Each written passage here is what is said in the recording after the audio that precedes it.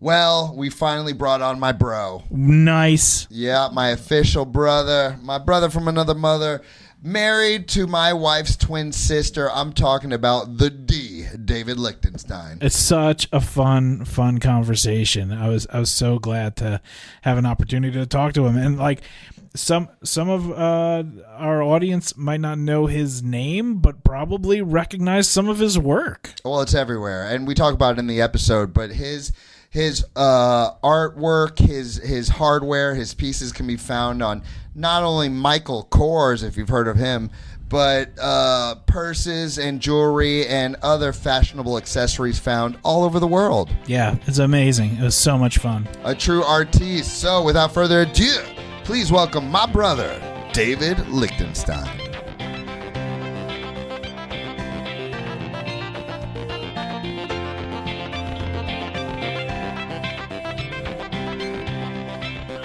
Don, what is up, my man? What's going on, man? Well, I just made a phone call, not just to anyone, but my brother. My brother is in the house, and perhaps the most creative dude I know, and I'm not just saying that. He is a true artist.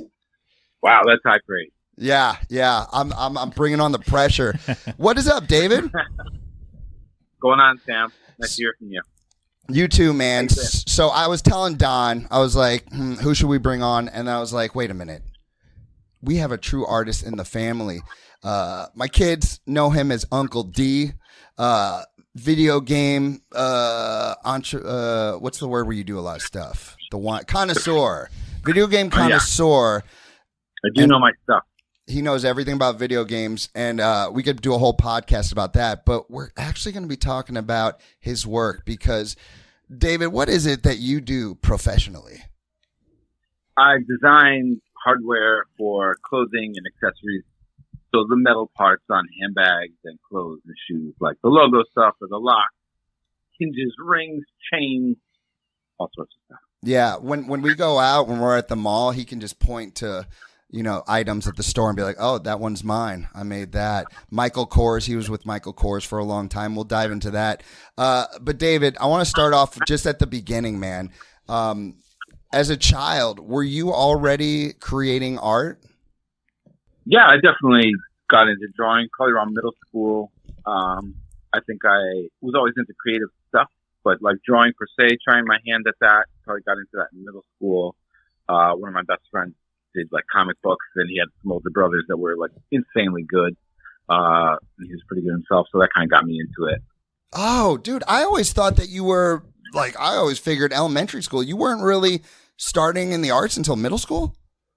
Well, that was like drawing per se, but I mean, I think I've always kind of just been into, beauty and creativity, like music, and, but drawing myself, I only started probably around middle school. So you didn't really you weren't making anything throughout elementary school, but you do remember that you were like interested in just the arts themselves? Yeah, absolutely. I think I've just like always been a creative thinker, but never really tried my hand at like becoming good at drawing until around then, which is why like I'm blown away by my kids. I have a 6-year-old and 9-year-old that are probably better than I was like in high school. Really? Already, so, Oh. Yeah. I didn't know. 10-year-olds. What are they drawing now? Oh yeah, a lot. Yeah, definitely. I know Lilu, his daughter, who's just a superstar. She's really into fashion, right? Yeah, I think he's probably going to easily be a designer. Not the easiest industry, really. So I don't know. I might steer it in or out of that. We'll see. I don't think I have any say either way, so that's fine. Yeah, no doubt. So when you started off in middle school, what kind of stuff were you making? I like comic books, like hero drawings. As you said, I was always really into games. I was always fascinated by the character designs in games. So that's like something I've always been into. I used to really dig into the books. I don't know if you remember, like the original Legend of Zelda book had all like the pixel art, yes, but then they had these like little sketches that kind of fleshed out the world. You know what I mean? So I was really into like how video game art and books and things like that would have these expanded ideas. So you're playing a game, but there's a deeper story to it. And I think that's what kind of set me on my path, because I was always looking for the deeper meaning in things, and like a wider, deeper lore, like wider meaning.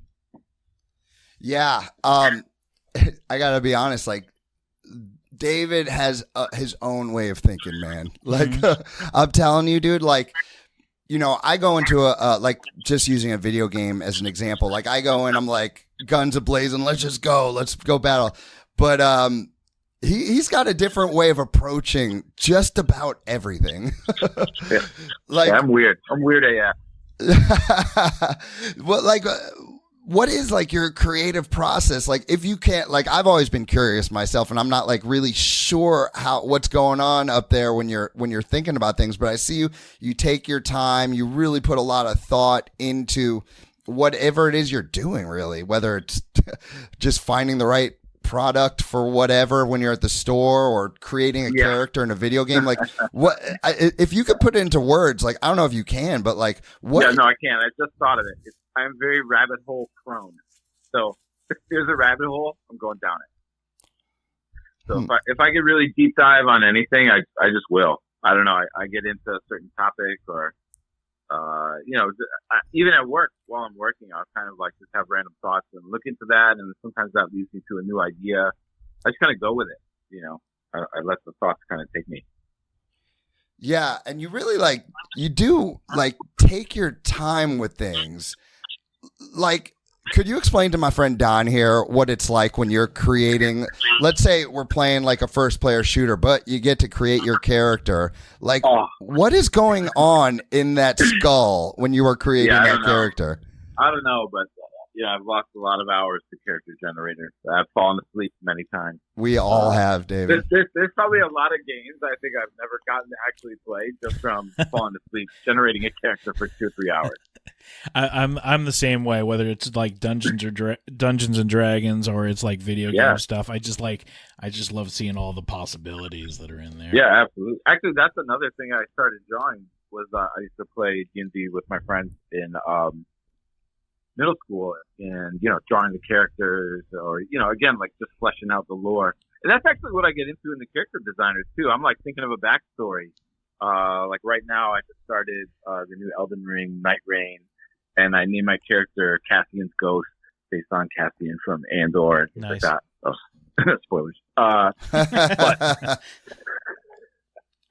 it's I just think, I don't know, why do anything if there's nothing to it? Yeah, I don't know. I have a hard time staying on the surface, really, in some ways, but it's more fun to me to just. Well, I got a good example of that. I think it's a good one. Like, could you explain to Don, like, what your thought process was? And I'm talking a lot about your thought process. I'm telling you, Don, it's nothing like I've ever seen before.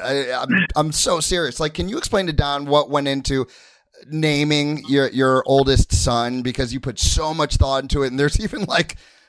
David is really into like little hidden like Easter egg kind of things, and he loves details. So I just remember you trying to think of this name, and there's even like a little Easter egg in his name. Sure. Could you explain that to Don?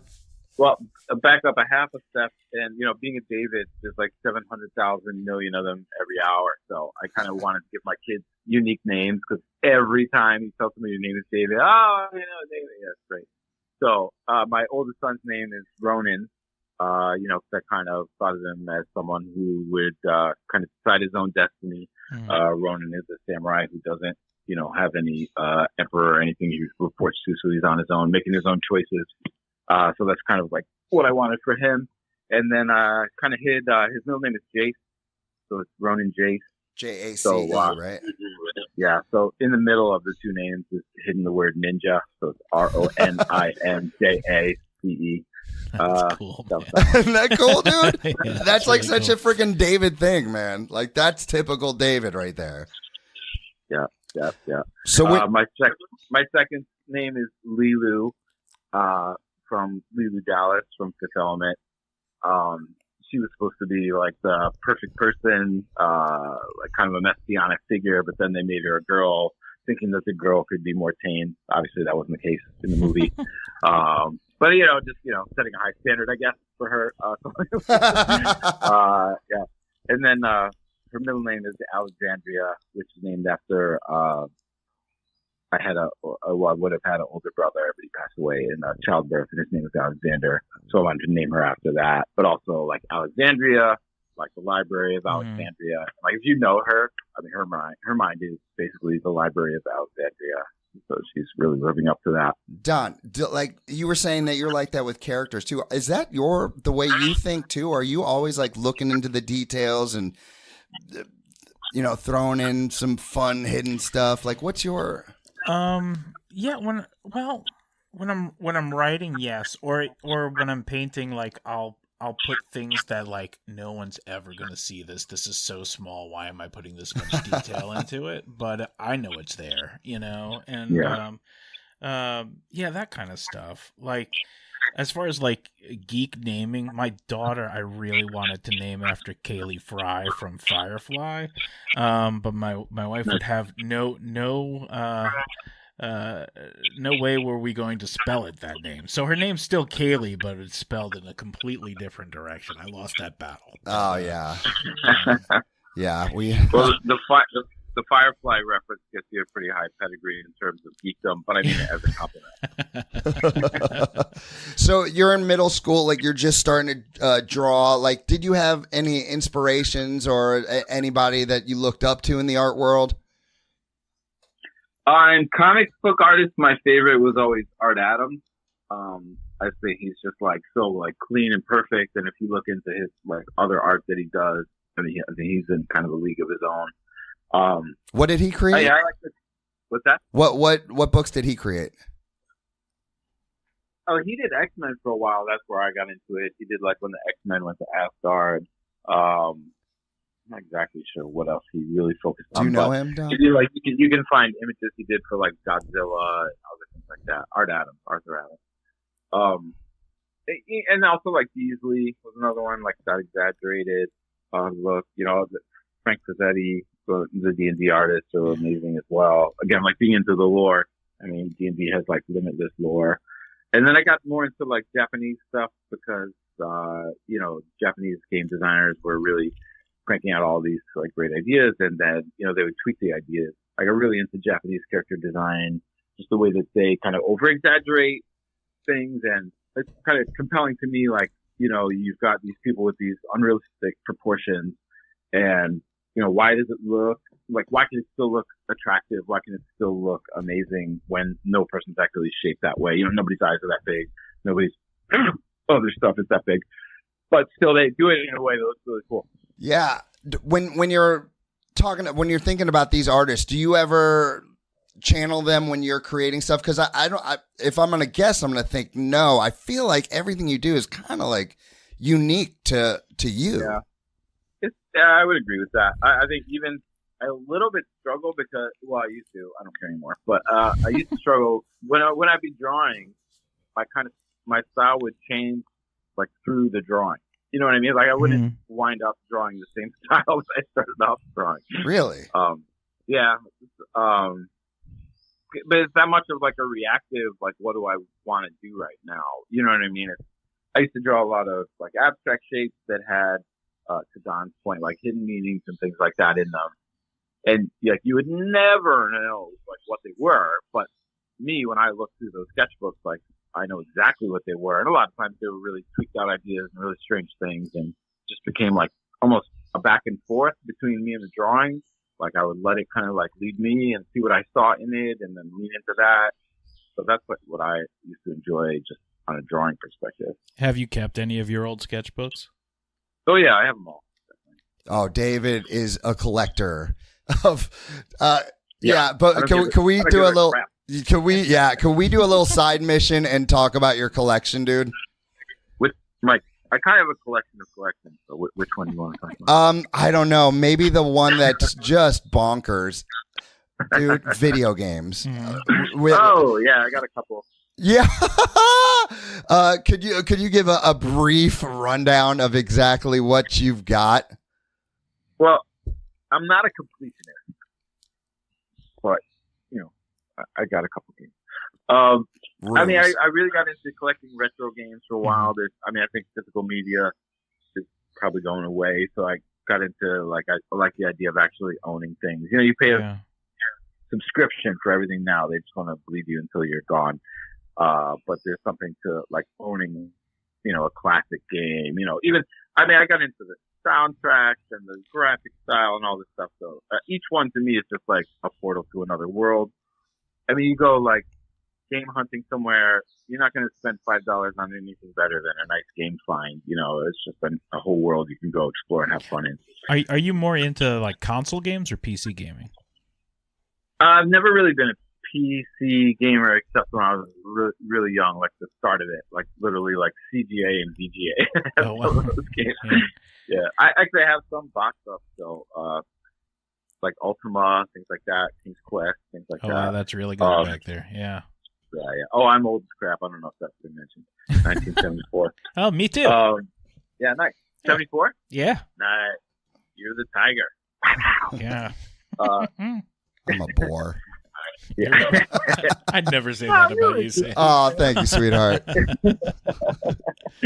So no, I've got a decent. Yeah, so it's like cartridges.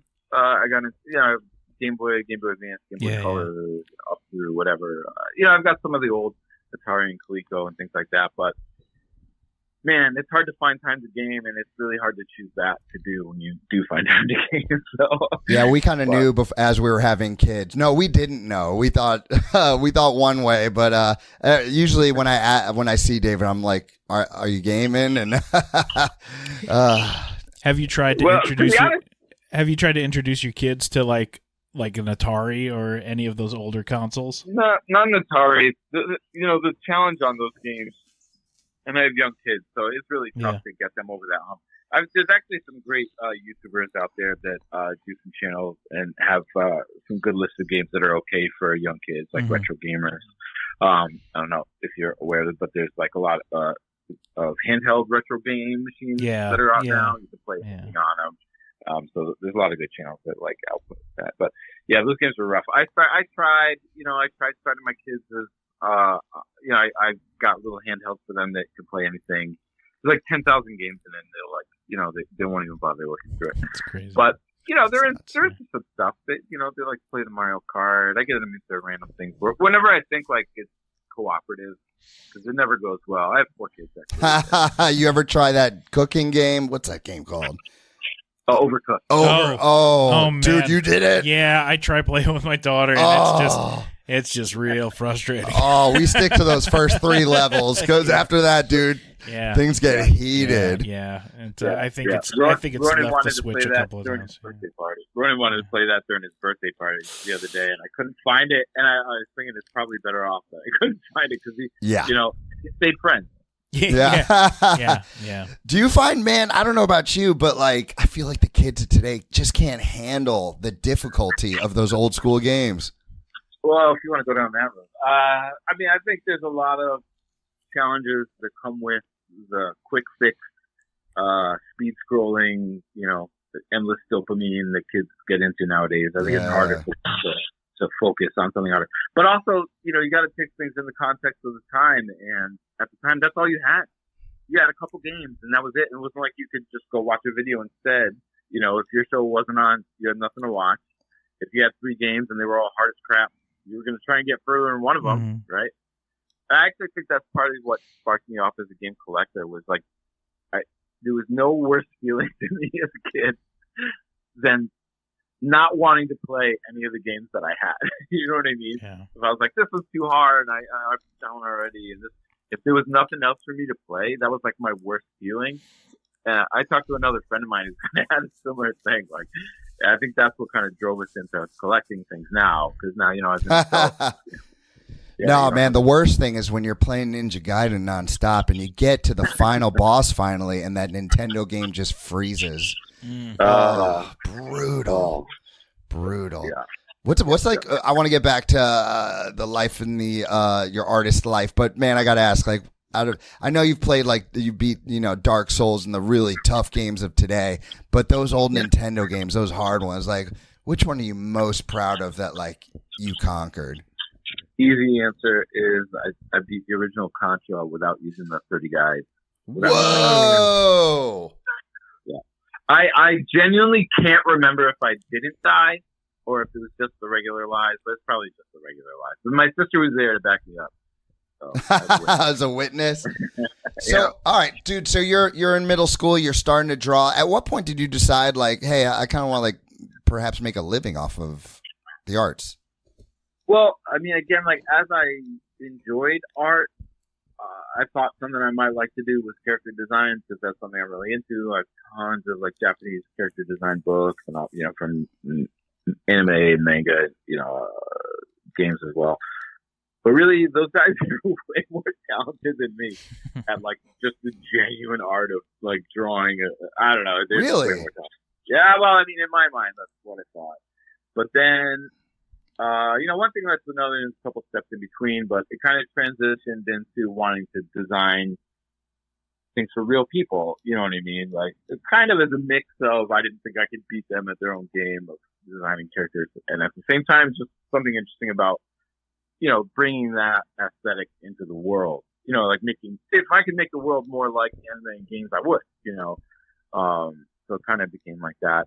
Do you want to talk like education? Because that's kind of Yeah, man. transition. Yeah. So, I went to Eastern Connecticut and they let me do, individualized major program. So I technically have my BFA, Bachelor's of Fine Arts, in modern aesthetic communication. And so what that was a mix of just kind of emerging technologies in art, so like graphic art and electronic music and things like that were new at the time, as well as like creative writing and also like marketing. And so it's kind of a mix of like art and marketing, basically with the idea being, you're designing, but you're keeping the end user in mind. Mm-hmm. So I got into thinking like I could do things like logos and branding, things like that. So that was really cool to let me explore just anything I wanted to explore. I mean, my mind moves from between things all the time. Like it's really hard for me to just focus on one thing, and that serves me well in my job because I have to do a lot of different things at once, and I kind of flip between them instead of like just doing one and finishing it. So in school, I was doing the same thing and just among different kinds of art.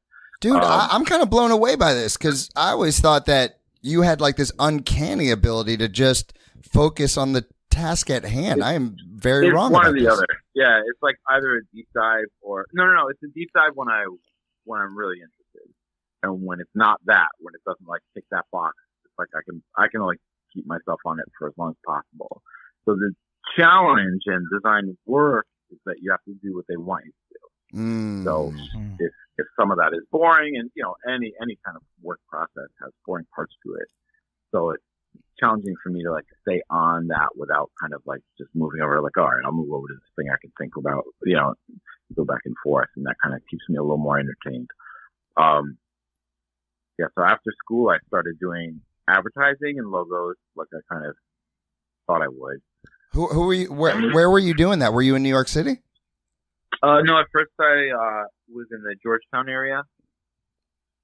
And I was with TVWA Chiat-Day's big advertising company around that area. And then I moved to New York around 2000 and became the art director of Brand Week magazine, which is like a branding, kind of industry mag. And then the internet bubble burst, and then there was nobody actually being paid to do graphics. So I was just looking for different kind of artistic work and got a job designing kids bags. So it was like backpacks? Like lunch bags, the backpacks, licensed things like Pink Panther, but like a military bag or like a Yu-Gi-Oh thing at the time, or some of it was just like applying graphics. Sometimes they had me design my own characters and art like for it, so they didn't have to pay like licensing fees. And really the first time I saw like a kid walking down the street with something I designed, I was like, oh wow, this is awesome. So I was kind of stuck on that. Yeah. I was not going back to just graphics after that. After that, I designed a number of different things at different jobs. I did watches and jewelry and bags and stuff. Were you just bouncing from one job to another, just trying out different stuff, or were you at one place that were just sending you these jobs? How does that work? Well, it's just that I'm really old, and so I was at each of these jobs for a while. Yeah. So I was doing the bags for a while, and I was doing the jewelry for a while, and then watches, and then back to jewelry. Jewelry's a lot of fun because it's very free. You know, you can just like look at inspirations and do what you want to do. And that's why I wound up eventually going to Michael Kors and doing jewelry with their team there, kind of an in-house licensing thing with Fossil. Mm-hmm. And then while I was there, I caught the attention of the people doing like handbags and shoes, and they wanted to know if I could help them do some of their hardware. And I kind of transitioned into doing that. And then they wanted to bring me on full time, and I really got into kind of the puzzle solving aspect of like designing locks or like problem solving, like how do we attach this to that, you know. So I really got a knack for that. I wound up becoming the design director of hardware at Michael Kors. I was there for about 12 years. And we did a lot of great stuff. I mean, we did a lot of innovative stuff. I had a boss that would just constantly come to me with what he thought were like unsolvable problems. And I really got a kick out of like coming up with a solution. You give me a problem and I can't rest until I think of a solution. It's kind of who I am. So that was a good application of that. Yeah, man. So when you were doing the jewelry, you were able to, how creative do you get to be versus them telling you exactly what they want? Or how does it work? Well, how it works probably depends on how good you are, I guess. I mean, just the honest answer. Like there are definitely people that are spec monkeys that, you know, they're told what to do and they do it. Mm-hmm. That's probably not my value. I think my value is to come up with something that probably nobody else would have come up with, or to solve a problem that they think can't be solved. You know, you kind of earn your ability to do what you want to do. And even now, though, I got to be honest, the other day, I thought something was really cool. I proposed it to somebody and high up, and they weren't into the idea just because they happen to not like that kind of thing, you know. So you never know. But you know, I'm probably at a point now where that's fine. I take that and I just, you know, move on and do something else. Now, I just want to, I guess, maybe go back a little bit to Art Adams. You know, you sent over a couple of drawings that I was taking a look at earlier, and the first thing that you mentioned about Art Adams was, you know, clean lines, and then I see this progression into graphic design and logo design for you, and into this hardware design. Is that something that you really are drawn to, is nice, clean kind of presentations? Well, I have a hard time showing something unless I think it's attractive. You know, like when I think of a concept, I see it in my head and I know it's cool, or I don't, you know, or I won't keep thinking about it. But, you know, the sketches start off rough, and I won't show it until it looks a certain way. I wouldn't call my drawing style clean, I don't think. I actually draw in a really silly way. I don't really draw lines so much as like go back and forth with the pencil. I've been made fun of this since elementary school. So I really go like back and forth a lot and draw like a lot of little lines, and then kind of within that sometimes erase out the line that I want. You know what I mean? Yeah. So it's so sculpting with a pencil instead of yeah, very much. Yeah, sculpting with a pencil very much. Like I move the lead around a lot with my finger. That's the shading that you see is just me like smudging around and then kind of erasing out where I want to highlight. And yeah, it's very much a back and forth process for me. I've never been like a really, well, that's not true. I did have a time when I was a really clean line drawer, but it is not now. For a knucklehead such as myself, what do you guys mean by clean versus dirty? I mean, well, sketchy, I guess, versus like, you know, like this thing that I've always been unable to achieve myself in drawing is the I just had the conservation of line. So trying to get the shape that you want in the fewest amount of strokes possible.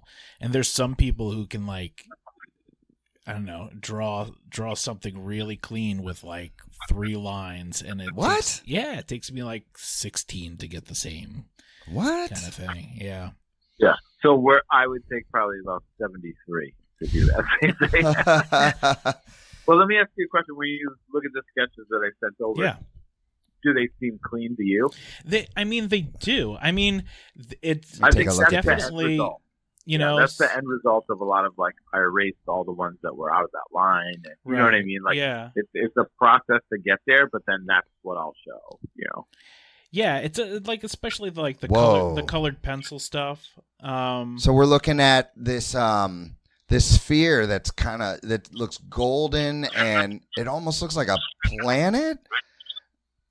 What is that? I'm actually not sure what I think. Oh, really? Okay. Yeah, it looks, does that look clean? Oh, is that? Looks almost yeah, like yeah. Like a latch or what I wanted to show you guys there was just like, you know, it starts off as a sketch, right? And then I go into Illustrator and make, you know, pretty photorealistic, semi-photorealistic tech drawings that are actually really accurate. So in the process of what I do now, I wind up sending these specs, these like technical drawings overseas to a factory, and they have to kick me back like a true CAD. Yeah. So basically what I'm sending them is correct to the 10th of a millimeter, to the point where, especially of course, like, you know, if the factory was changing anything more than 0.2 of a millimeter, they would like circle it, and there were not a lot of circles. So, you know, you get pretty good at like knowing tolerances, like how thin something can be, sure, you know, how thick it can be before it's too heavy, and you know, picturing something in 3D. So yeah, so what I wanted you guys to see is like it starts off with a sketch of the concept, and then I've got to make, you know, something that lets, you know, Asian factory, other side of the planet, make that exactly as I intend. You know, so that's tricky. Now, do you do any CAD work yourself, or is it mostly? I should. Yeah, no, I've had many people tell me I should just be working in 3D since I think that way anyway. Yeah. But really, I've never had. I don't know. I want to say I've never had time, but I probably should. I probably should switch to 3D. But you got to know that for a while, operating in 3D was crazy. It was a real detachment. Yeah. You know, even in Illustrator, I used to draw when I was drawing clean lines in college, and you know, I used to draw with just a permanent marker, or you know, these like hard markers, right, and make these like very, you know, to my mind, very cool like abstract shapes. Not like tribal stuff, but you know, that would get you along those right lines of thinking of what I was doing. Mm-hmm. But again, like representing these weird ideas or whatever, like, you know, once I told people what it was, then they could totally see it, but they would never see it otherwise. What does that mean? I'm sorry, I was just curious because I don't know what that means by CAD. A computer-aided design. Yeah. Oh. Yeah. So, but what I'm trying to say is, even using Illustrator was a step away from the quote-unquote true connected creative process of drawing, right? Because you got to go into the program, you got to select your tools. For the initial phases, it felt like a hurdle to get anywhere near the intunement, you know, of what I wanted to do. And now 3D stuff back then was like programming, basically. Right. You know, I mean, it was crazy what you had to do. So I didn't feel like I could really keep the in the momentness of being an artist with that kind of work. Now, obviously people did and do, you know, but I wasn't there. But now the programs are really more intuitive, and I probably could do something. I mean, now you can throw on VR glasses, you know, and literally like sculpt in a virtual environment, which is like amazing. But dude, every time I see you, it looks like you're designing on a computer though. Like, no, I am, but it's you know, the CAD images that the spec pages that you see there, that's all Illustrator. So it's all like paper cutout objects. Yeah. It's all paper cutout objects, essentially digitally, with gradients and things like that. And I've just gotten over the years really good at like overlaying transparent gradients to make it look a certain way. So, you know, I know what a curved shape looks like. I know what a slope shape out of metal looks like. And so I'm able to kind of show that using Illustrator. Most people can't. When you started back in the day, I have to assume these programs were a little different. I mean, how are you able to like keep up with all the new technology and, you know, the stuff the kids are all doing? Well, in a way, I haven't. In the way that I, like I say, should have been doing 3D probably for at least the last 10 or 15 years.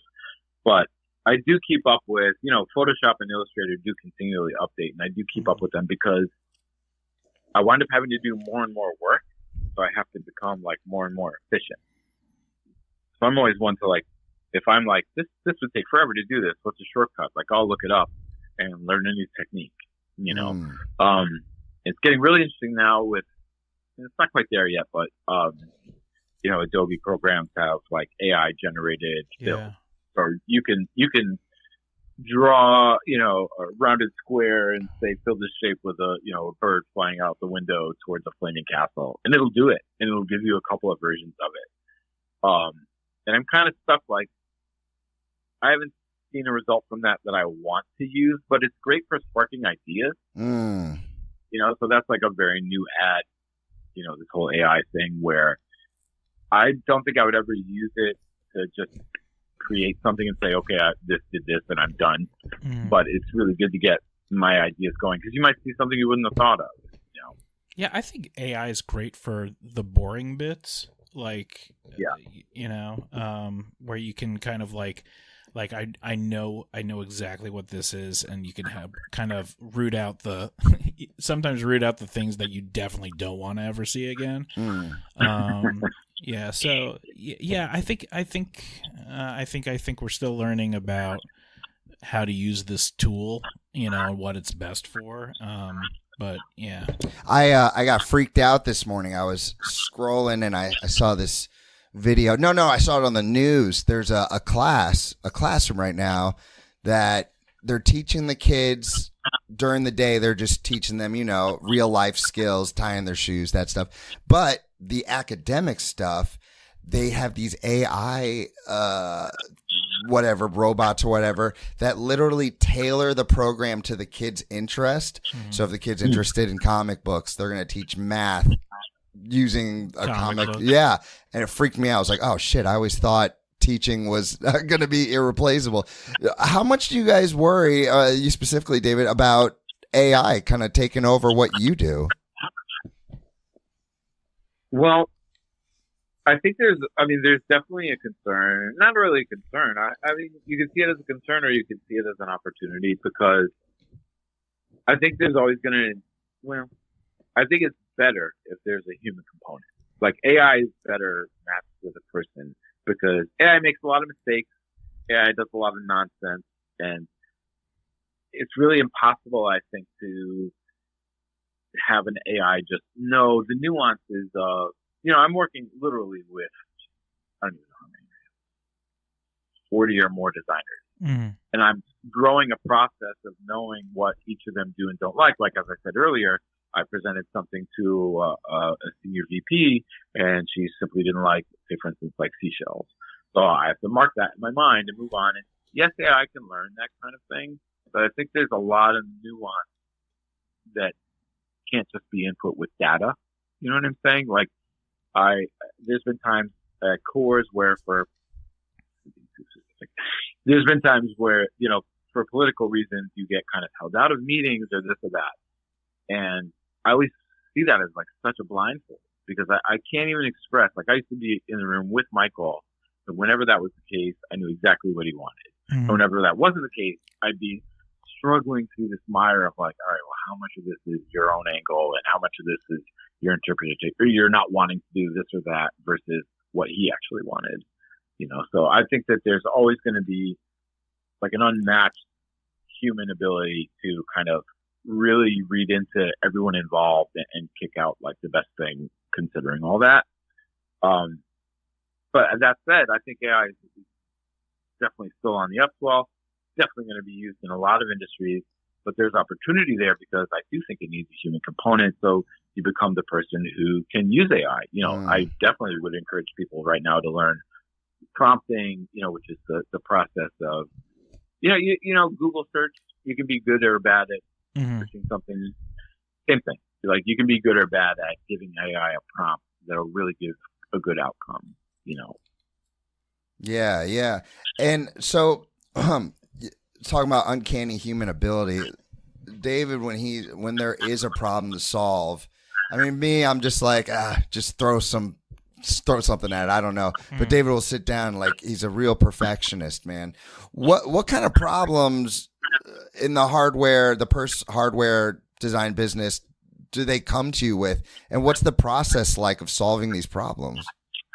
Sure. I'll give you a good example. So I had the same boss that used to come to me with challenges all the time. I think he got a kick out of that aspect of me that you just described, where I can't rest until I figure out a solution. I've seen it, man. So, it could be all night, man. So he came to me and he wanted to do this bag where, so you have the bag and then you also can buy like a wrap. So it would wrap the outer part of the bag and be a different color. So you only have to pay for the bag, but then, you can get, I think it came with like one, so it could have an alternate. So say you wanted like a black bag, but when you want to go out party, you wanted it to be like silver or whatever. So that's like just a rough idea of what it was. But then, so we figured out how to do that pretty easily. Like, how do you attach something? No big deal. Then he kicked it up a notch. He's like, well, what if we can reverse it? And then you have to think of the ergonomics, or like how the materials can wrap and bend both ways, and like, what's the way to attach that can attach on both sides. So, I was proud of myself when I come up with that. Then he shows the CEO the idea, and we did have a certain mechanism to hold this wrap on the bag. And the CEO says, well, I want it to look the same when the wrap isn't on the bag. So now I have to come up with something on the bag that's going to hold the wrap, be able to hold it on both sides, and still look the same, like when the wrap's not even on the bag. Which is crazy. And he's like, that's probably impossible. Yeah, which is definitely crazy. So he's like, this is probably impossible. But, I cooked on it. And this is a funny thing about me, is I often find the answer to things, like when I stop just focusing on it and just like go down some rabbit holes and, open my mind up to like different things. And I happened to be looking at a bunch of, I was at a Japanese used bookstore in the city, and I wound up finding a book on like cigar cutters. And the certain cigar cutter I saw like made me think of a certain mechanism, and that led me to come up with an idea that's really probably too hard to describe on the phone. But no, I want to know, dude. I'm all in on this story. I have to like draw it. Well, it was basically like you had to push something in. So it was like a spring, like a doorbell kind of thing. So it was basically what was on the bag not looked like a doorbell, but had a doorbell kind of function. So there was a button that was raised that, and then there was a barbell on the grommet of the wrap, and that could be pushed in either direction. There's no way I'm going to describe this right now. Wow. But the point was, I did it, and I came up with a way to do it, and they actually got like a $10,000 grant, I think, from the U.S. government for like emerging technology. Oh, wow. Yeah, they had to like send somebody to the company to like interview us and all this stuff. I probably should patent that, but no, they didn't want to patent it. Yeah. But so that kind of thing, like those are the problems that the way I approach things is sometimes they just step away and like think of something completely different, and that just kind of frees your mind up, Now, how much in the process is do you make like mock-ups of I guess physical things? Yeah, physical mock-ups. Yeah. Not really me, because what I do is metal, and I can picture it in my head and I know if it's right. If I'm thinking of how something functions and something's not going to work, I can't describe it, but it's like an alarm goes off. Even if I don't exactly know how it's not going to work. When I design something, I think of the shape and I think of how it's used. So I'm thinking of like duration, like durability, things like that, and I just kind of have a sense of what won't work. So I don't tend to need to mock things up. I do occasionally. It's usually to show other people. So I'll have a place like 3D print something, so I can show somebody that won't understand the shape, or but really the mock-up, quote unquote, for me is like those renderings that I sent you, because they're pretty spot on and accurate. And like I say, everything is as it will be to the 10th of a millimeter. So I mean, if they can't picture it at that point, they're problem. So Don, like people who know me know I'm like super passionate about teaching, and like my rewards a lot of times, what I really love is like 15 years down the road, I get like a message from a student. Like I got one last week from a student who now is doing the Cannes Film Festival. And she was like, if we didn't do those little movies we made 10 years ago, I probably wouldn't be here doing this. So thank you. And to me, so cool. Oh dude, it was really nice. One of my students from New York City, those are like my rewards, like my trophies. And I could see it in you. Like a lot of times I love teaching so much that I feel bad for people who don't like, but then I see someone like you who when we are out and we're at the mall and we see your bag, your hardware there being displayed in the window at the very front of the store, and I see the look, and I'm like, oh, okay, I get it now. I get, the passion, what's there. And I'm just curious, like, you've been doing this for a very long time. What is it? What's out there, or maybe just what have you done in the lab of wherever you do your work? What are the things you're most proud of that you look back on and you're like, hell yeah, I did that? Well, and the interesting thing about design is it like never stops. So like when I see something in the store, that's something I did like a year ago, because by the time the factory makes it and it gets shipped and, sold and shipped and everywhere, it takes a long time. So it's kind of like constantly going. There's not a ton of opportunity to get too attached to one thing or another, but in general, it does strike me when I go to the store and see, it's, because I'm just there working on my computer, or I'm there in the meeting. But when you go, I've been to Milan and the big plazas. They've got these huge billboards, and it's everywhere. And they've got this big store and this very fancy area. It's got all the stuff in the window, and that's pretty cool. I'll be honest though, like I said earlier, seeing things on kids for some reason does make me even happier. Yeah, like when I saw the kid with, I remember it was a Pink Panther like military bag, and I made it way cooler than it needed to be. It was like all these like hidden pockets and all this stuff, and I knew that had to be his like favorite bag. Ah, that's awesome. Yeah. I mean, there's something special whenever you're dealing with kids, but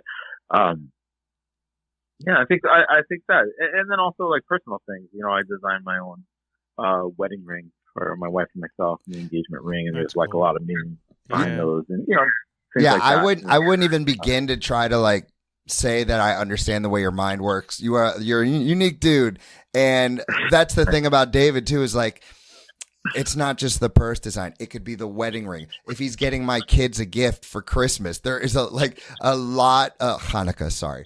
There's a lot of thought and creativity that goes into that gift. Like it's everything he does. It's kind of like this. You've been doing it a long time. What's up? Crazy? Yeah, a little crazy. Do you want to keep on keeping on with the purse hardware? I mean, you've got so many like talents. Do you ever think like, I'm over it, like I want to try my hand at this? Or are you totally content and loving what you're doing? Like, what do you think about for the future? I mean, I think, obviously as a man raising a family, the first and foremost thing is just providing for your family. I'm actually doing stuff for clothes now. I'm doing Donna Karan and BCBG. So all the clothes, like all the dresses and suits and jackets and everything. So all the hardware for that. It's a bit different, like trying to, cause it's got to fit on the body and like fall a certain way. And so, I've always kind of been doing something different in a way. I think both are fine with me. Like if I sit in I sat in the handbag hardware pocket for a while, shoe hardware pocket for a while. You become an expert at something, it's easy to crank that out, but there is something to be said for just like jumping into a new pool and kind of like the struggle. So, I do love what I do enough to keep doing it, which I think is important, but it's definitely a challenge. All the fashion industry is a challenge. It's very competitive. It's a lot of cooks in the kitchen. There's a lot of money on the line. There's a lot of pressure. There's a lot of deadlines.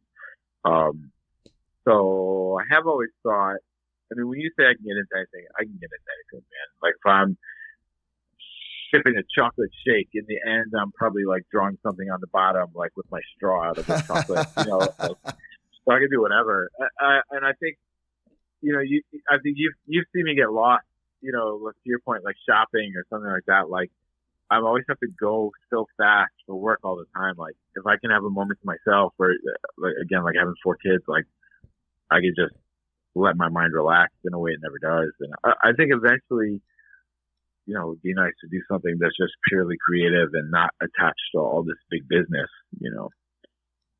Yeah. Would you ever want to like start your own thing, whatever that is? Like not have to answer to someone, you call the shots? Because I know, man, I know you've had to deal with, opinions that you don't agree with and, people telling you things and you're like, that's not the way it goes, but you got to do it anyway. Like, yeah. I mean, I think I'm pretty unbothered by that stuff. By this point, it's not my name on the door. So, if they want to do it their way, it's their choice. Really? You're at that place now? I mean, who cares? I know when I'm right, and I could agree with them, but then we both be wrong. So I just do what they want. Yeah, I mean, I think I'm probably just a frustrated sculptor at heart. Like I probably just should have just done, whatever I wanted to create. But it's challenging to know that you'll be able to raise a family, especially in this world we live in now. Yeah, very no challenging. So this became something where I was able to kind of excel. Another point about the AI thing, just to tie back into this to that, I think who you are as a person is going to matter a lot in the future, because yes, AI is going to be able to do a lot of things, but we are going to need people around to kind of like make sure it's doing what it's supposed to do and check that. I think that's going to come down to really like personal connections in the office, or at the workplace, and just like making sure people want you to be there, for who you are, so when you show up as like a positive energy in a place, I think I'm pretty well known for that. I guess I just recently was moved from one brand to these other brands, and, it was a big deal to the people I was leaving behind, because they enjoyed working with, and I think that is going to be what can secure someone a job in this upcoming environment where, AI is going to be a factor, and, there's a lot of competitive nature to things. With the competitive nature, like I have to imagine it could get pretty heated too. I mean, you're not just competing, but you're like competing with creative artists. Is that a big challenge in your professional life? For me, the challenge isn't the creative artists. Because those are the ones that I love working with and that love working with me. The challenge for me is the people that don't have a lot of actual ability and are just playing political games to get ahead. Mm. Anybody who's good loves working with me. Anybody who's terrible is, can be intimidated or this or that, or, they'll do other things to make sure they stay on top, or, those are the people you have to watch out for. True creative people, the true talented people, like they tend to want to work together and, collaborate, because the only thing better than a truly creative person is two creative people bouncing an idea back and forth, and it bing, bing, bing goes up, to the moon. Huh. So, do you have something? No, I'm just, I usually sit on the podcast and I nod along with things, and I'm like a really good listener on a podcast, which is probably not the best job here. But I've just had an idea. You should get a headband with a bell so we can hear it ringing when you nod it. Yes. Some sort of podcast cow. Yeah. So like, I think about that, and we have this club, this art club called Art Club, here in Hamilton, and I think that's true. Like more art is more art, right? And I think the more successful organizations are the ones that build some sort of community internally, so like being able to come into work and like not having egos fighting, for attention in there is like a, the perfect scenario where you can just like, sure. Like let, it's almost like the, this makes me sound old too, but like the old Andy Hardy movies, like with Mickey Rooney and Judy Garland, your mom makes dresses and my uncle's got a barn, and like we're gonna make some crazy shit go on here. But yeah, I think that's great where you have somebody who has a skill set in one area and a skill set, another person has a skill set in another area, and they can make like the Reese's peanut butter cup of like, of cool art, cool things. So, How far can someone, like, we've all had teachers who just suck. Like they're not good at it. I mean, how far can someone get in art and design when they're not truly creative and talented? Oh, those are usually the bosses. yeah, pretty far. Oh my God, dude, I can relate, man. There's the principals who come into the classroom and try to tell you how to teach when they've never taught a day in their life. Yeah, the people who are like director of like theater facilities, they're the ones that never really did theater. Oh my God, dude. Yeah. Wow. Yeah. You know what they say, those who can do, those who can't. Yeah. And those who can't teach PE. Yeah, and those who really can't become the boss. Yeah. Right on, brother. So real quick before we head out, like anything about the kids, dude, you got to be so proud. It looks like little Lilu's putting her creativity into writing. Didn't she just like create her own paper about plastics? And I mean, your kids are they seem to they're all amazing. Yeah, I mean, Lilu's one that'll sit there and like crochet her own hat while she's listening to music that I think is cool, while she's like drawing, in between. Amazing. Yeah, she likes to do everything. Ronan's really into, again, playing with his friends, connecting online, like being the best in Fortnite. And, he's another one. He comes up, he just did a project the other day, like what's the future lunchbox, and he had all these great ideas, like, he gave it robot wheels to follow you around, and like what was it, microwave built into the lunchbox so it could heat it up, and what is it, freeze dried food, and then the the thing has a chamber to like rehydrate the food. Really? So, that's so you, man. I got one thing, because I did, like, on the way over here, I did a quick Google search of you. I was like, who's this guy? Yeah. So do I show up? There's other more famous people. Yeah, there's a lots of billionaires out there, and I'm like, well, that's or Roy Lichtenstein's son, who's a drummer. And no, but I came up on this Instagram post from Saddle River Day School, or about a graphic design about shoes, a class about shoes. Yeah. What? And that sounded really cool, and I kind of wanted to ask you about that project and how, like, you were doing this little mentorship with the students there. I didn't know about this. Project. Oh yeah, Sam, I'm teaching the kids. What? Oh Lord! Gotta save the children. Yeah. What's going on, man? What? I can't teach kids too. What? No, it was pretty cool. The president of the brand I was doing at the time, which was a relaunch of Halston, her daughter was in that school, and they were doing a project to design sneakers.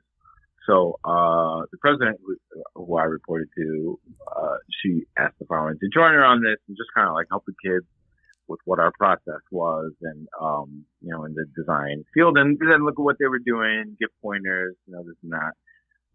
So that's what we did. We had a couple of meetings with them via video chat in our showroom actually, and they would show where their project was at. Probably like maybe like 15 kids-ish, something like that. Different ages as well. I think like just through high school grades, I think. And the school is actually offered a great opportunity to them to actually get these shoes made. Whoa. So they work with, I'm blanking out what the name of the website is. Sorry, you could add it in if you want. But so the kids come up with these designs and they actually get the shoes made, and they're graded on that. So we were, helping them come up with a concept, come up with a brand identity. This is all like right in my wheelhouse. So that was a lot of fun. And, my boss is, the president's daughter wanted to do one based on Godzilla, which is really cool.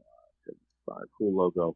And, we talked into getting like, we would just add things like I suggested maybe doing the laces like a way they would look like his beam, like something like sparkly laces or like light up laces, things like that. So it was a lot of fun. Yeah, the kids really got a kick out of it, and you could see every time we met with them, their ideas really elevated, and they took notes. Like we would tell them if something didn't look good, or if like we thought they could lean more into the idea this way or that. So we met with them about 4 times. And in the end, they had the shoes made, and it's really cool. Were the kids super responsive to your notes? Some more than others, but yeah, for the most part. My boss was really, at the time, she'll call you out if you didn't follow the notes. So a couple kids got called out. That's good. That's a good life lesson right there. Yeah. That's awesome, man. I didn't know you were doing that. That's so cool. Hey, before we let you go, most important question of the day, the question I ask you very often, sir. I need to know what game we should be playing, brother. Yeah, Don, too. Don likes some games. Yeah. Right now, definitely. There's Elden Ring Night Rain, which is co-op PvE. So it's kind of like Elden Ring, but you hop in with 2 other players, and doesn't have any in-game chat. So you just kind of got to know what you're doing. Go hunt down the bosses, and it's really cool. Really cool. Upcoming, something you'll be interested in is they're re-releasing Gears of War for PlayStation 5. Oh, you play Gears? Yeah, I love Gears of War. Yeah. They're coming out with a movie or something. Oh, really? Show about that, yeah. All right. Yeah, David and I. What would we be? Gears of War 5, was it? I don't remember which one. I think we did a couple of them, actually. Oh, that was... No, 5 is too late. I think probably more like 3. Yeah, before kids, David and I conquered a few of them games for sure. And let me tell you something, dude. Don, have you ever experienced a game called Dark Souls? I have not played Dark Souls. Do you know about it? I do not. Brother. This game is made for someone like David and nobody else. It's, well, I should, I mean, not for me. I'm blown away by it, but the difficulty and the problem solving is... it makes my head hurt. That's a game. It's kind of limitless. That's the thing. Is you could never get to the bottom of that rabbit hole. No, it's limitless. Perfect for you, man. David, honor and a pleasure, brother. Sir, always. Nice talking with you, man. All right, ladies and gentlemen, give it up for the D. Woo! All right, David. Thanks, man. I'll see you in the holidays. Ciao. Later.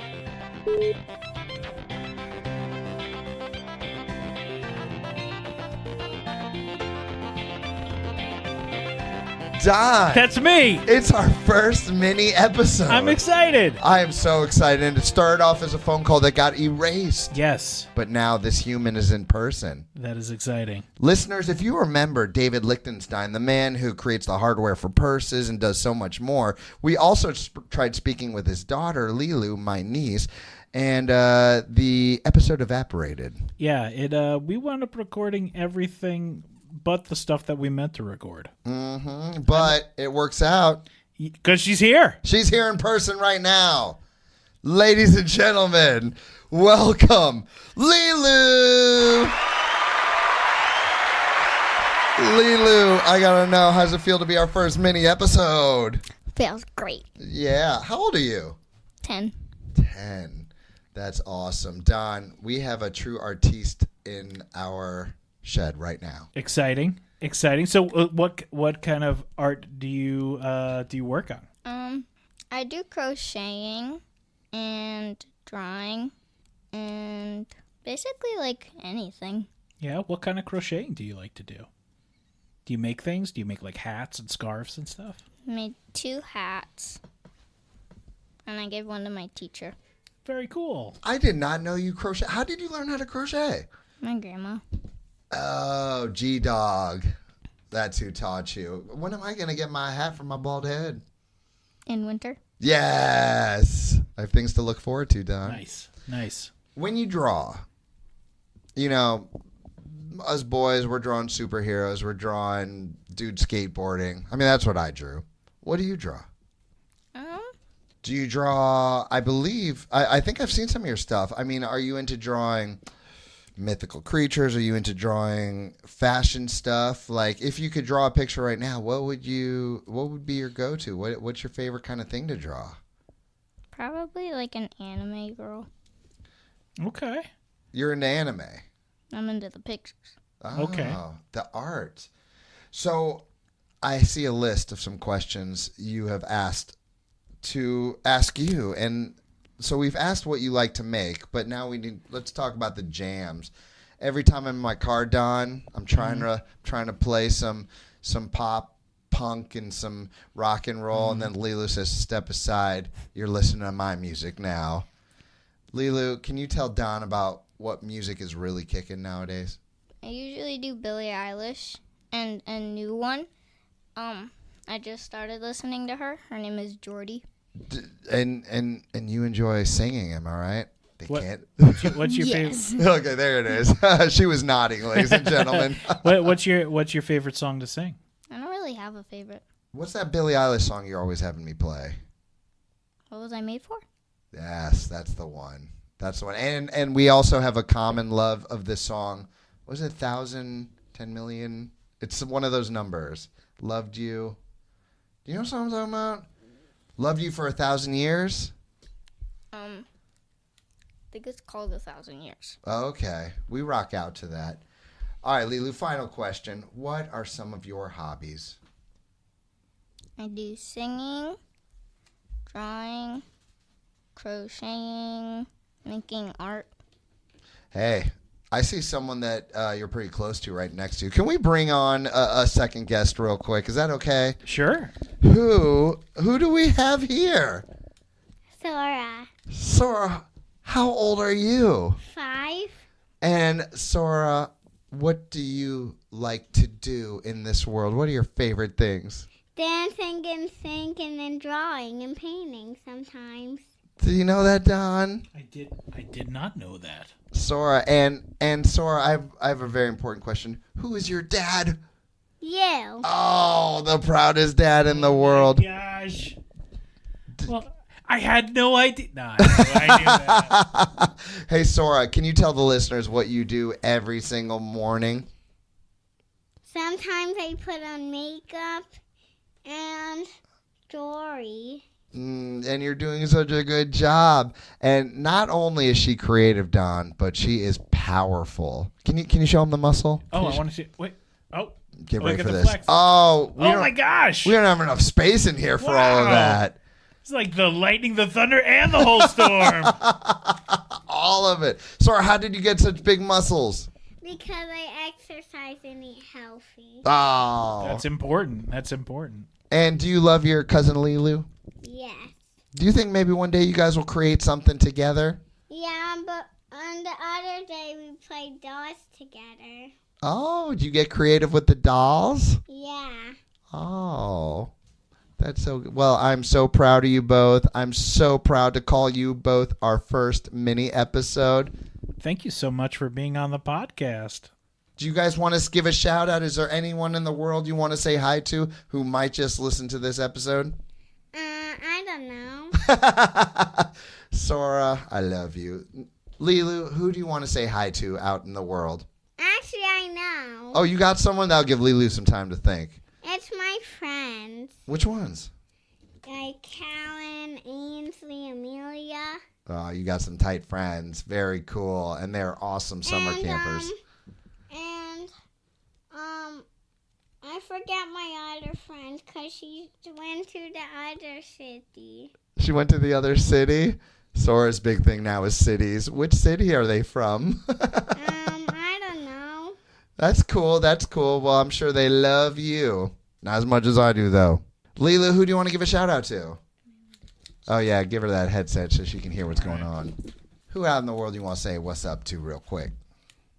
I don't think she listens to podcasts, but if she does, her name's Isley. She's my best friend. And my dad and my mom. Right on. Very cool. Right on. Very cool. Don, the future is bright with these two, am I right? Absolutely. Absolutely. Ladies and gentlemen, give it up for Lilu and, of course, Sora Lady.